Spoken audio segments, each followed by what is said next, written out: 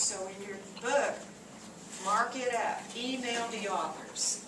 That it's just the art people probably did this wrong because the art people probably don't know chemistry. So it's a good sheet though, but Andrew, to answer your question, it gives you lots of examples here. And see here, they're showing you orientation.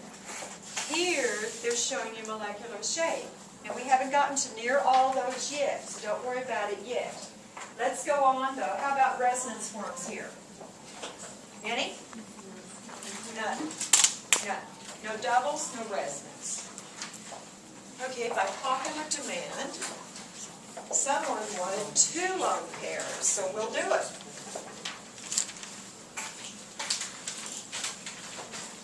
We did water back in chapter 7, and this is going to turn out to be section 8-9. It's going to be an AB2 case with 2 lone pairs.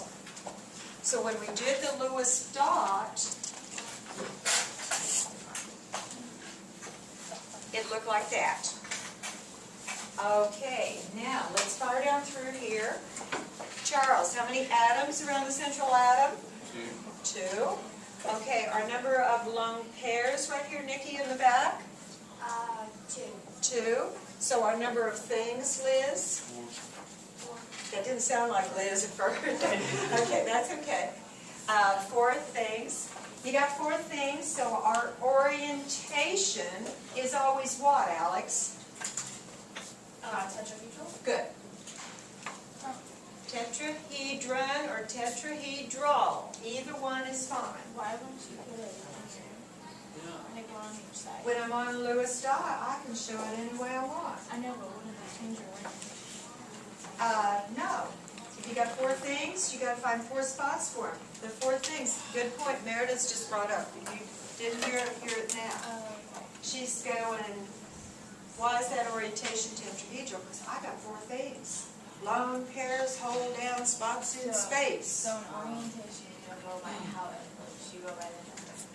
Yes. Okay, this is an always, always. Let me say it again. Because the more times I say it, the more it's going to stick in the brain. It goes from a little dirt path to a super highway if you hear it enough in the brain. I still remember dirty jokes from middle school. I mean, that's how cluttered up my brain is. Okay, so the more times you hear them, you remember them. Okay, now let's see, what was I blathering on about here? Okay, orientation is always, always, always. 2 things. Orientation is linear. 3 things. Orientation is trigonal planar. 4 things. Orientation is tetrahedral. Always, always, always. But molecular shape can differ if you have lone pairs. And we're going to do just as many examples together as we can. All right. So here, let's draw. And what I want you to do with your models out there, put 2 of one color and 2 of a different color, but keep your tetrahedron.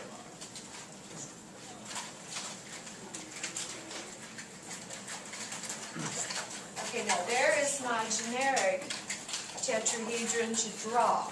So, this is the Vesper sketch. This is the Lewis dot. See, I've got those angles at 90 degrees here. That's not reality at all. But that was bookkeeping to lead us across here. So, let's see, where did my toy go? Okay.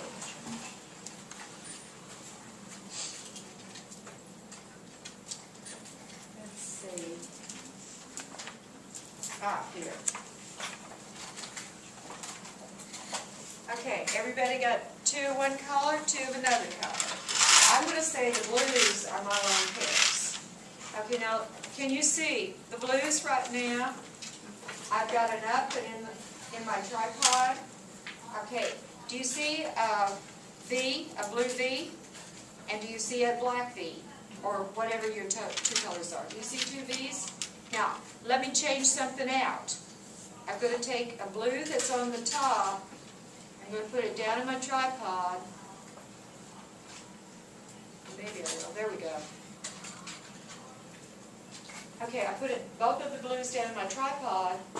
I still see a blue V and a black bead. Again, just to impress upon you, when you have a tetrahedron, you have lone pairs, stick them wherever you want them.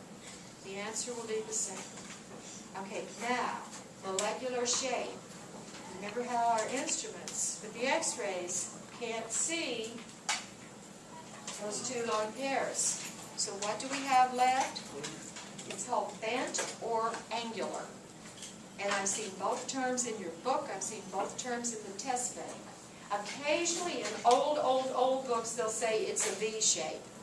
But that's kind of going out of fashion. And so we call this bent or angular.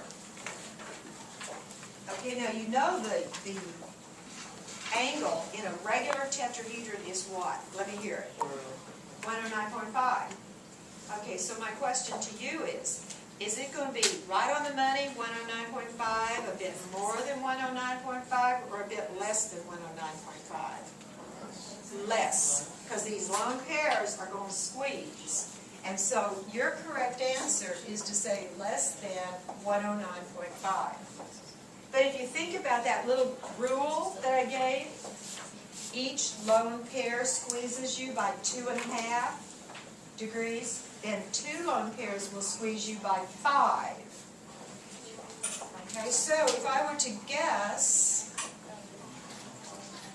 for water, I would say hydrogen to oxygen to hydrogen is going to be 104.5, and I'd be right on the money. But you don't have to know that. What you need to know is the squeeze. Okay. There's a question in the back there. Anything I can help you guys with? You guys okay? I'm confused with molecular shape. Why is it now bent or angular as opposed to like actually being kind of shape? Okay. Like if like you do with the hydrogen, like these are That is hydrogen. bad news. That is not a good structure. Because you've got to start, you got 4 things. Okay, and it's tetrahedral. So I take my tetrahedral thing, lone pair, hydrogen, hydrogen. Okay. So because it's 4, that's why you have to make it that Yep, shape. that's right. Got 4 things. They're going to spread out in space to get as much turf for each thing as possible, and this is your best arrangement. So if I want to, that's what I do. Okay? Yeah, if you only had 2, it'd be linear, but you don't have to. You got 4 things. Lone pairs hold down a spot in space. But then, for molecular shape, because our instruments cannot see these lone pairs, we say, for molecular shape, we pretend we can't see these either, and you ask, what's left? Well, the first folks that were doing this said, to me that looks bent or angular. So there's your molecular shape. Why can't you draw like both of the hydrogens on opposite sides and then have the electron? Because that would be square planar, and that is bad news. See, that's what Andrew was holding up a minute ago. That's why I don't understand why can't you do that? Because it's crowded. See, if it's this is what Andrew was showing and Brittany was talking about. Lone pair, hydrogens and hydrogens across from each other. Okay, this is called square planar. You seldom see square planar in nature because this is 90 degrees. This is 90 degrees. That is crowded. You always try to break that 100-degree mark. How can you do that? Use 3-dimensional space. So what's 3-dimensional space? You take your 3 things, and you're no longer planar, life is not flat anymore. This is it. That's your best arrangement, because now it's 109.5. You've gained almost 20 degrees. Your mother-in-law is now in another state. Okay, but you can't see these, so it's going to be bent or angular. And we know you get a squeeze play, so bond angle's a little bit less than 109.5. How about polarity here?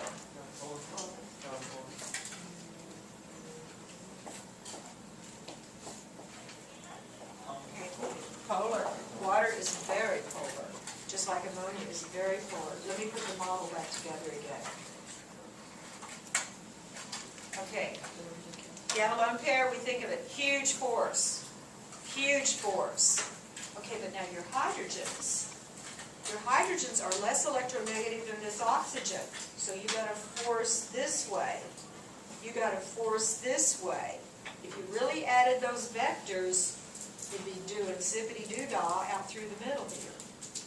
Water is very polar, because you're meeting here at an angle, not 180. And here, out and out. Polar. In 1412, one of the big things we learned about solubility, likes dissolve likes. Okay? Likes dissolve likes, meaning polars dissolve polars, nonpolars dissolve nonpolars. Okay, this is a chemistry joke. Why did the white bear go into water? What? He's polar.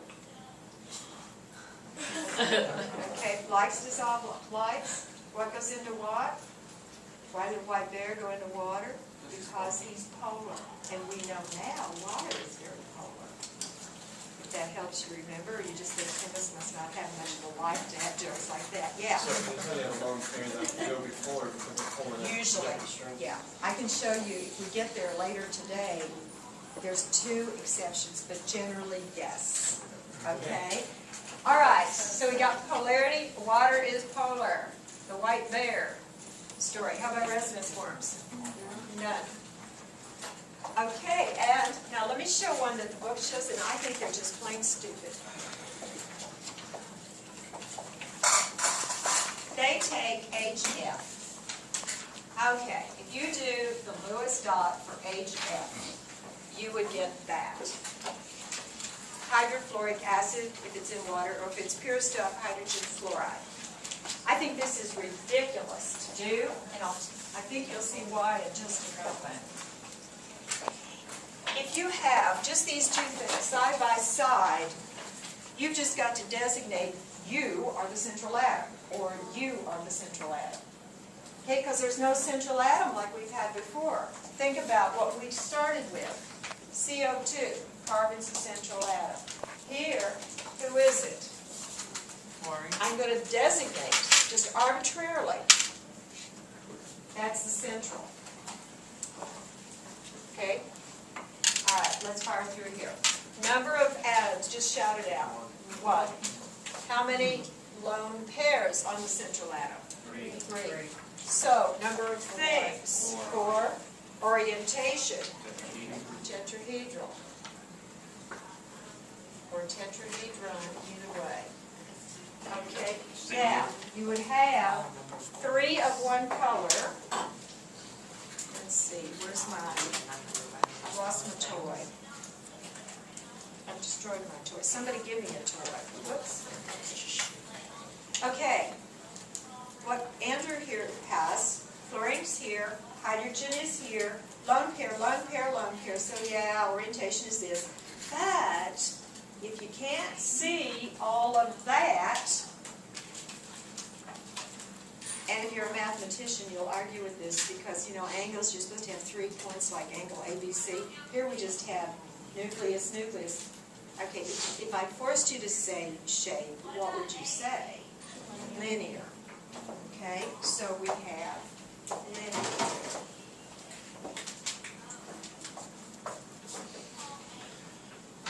And if it is linear, now I'm struggling here because we really don't have nucleus to nucleus to nucleus. It's just nucleus to nucleus. But that bond angle, if you said bond angle, you'd have to say 180. Okay, now, how about polarity? You can come back there. You know that's the polar bond. There's no force to back, so you know it's what? Polar. How about resonance forms? 0. Okay, here's why it's stupid. Okay? If you just have 2 things, 2 atoms, you've got to be linear. You see that? We should have known up front. Molecular shape, linear. Let's see similar ones.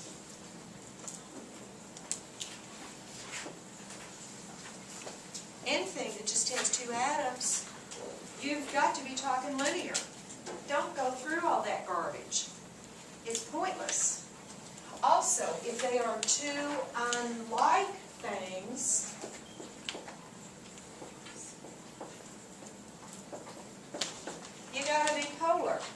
because you do not have an opposing force to cancel that. And so I would not do that if you see something like this. Now, what if you have Cl2, a cautionary tail? It's still linear. But if it's something bonded to itself here and here, polar or non-polar? Non-polar. So I wouldn't do all that work. Your book includes it as section 10, A, B with 3 lone pairs. Stupid. Okay, don't bother. But now let's go on.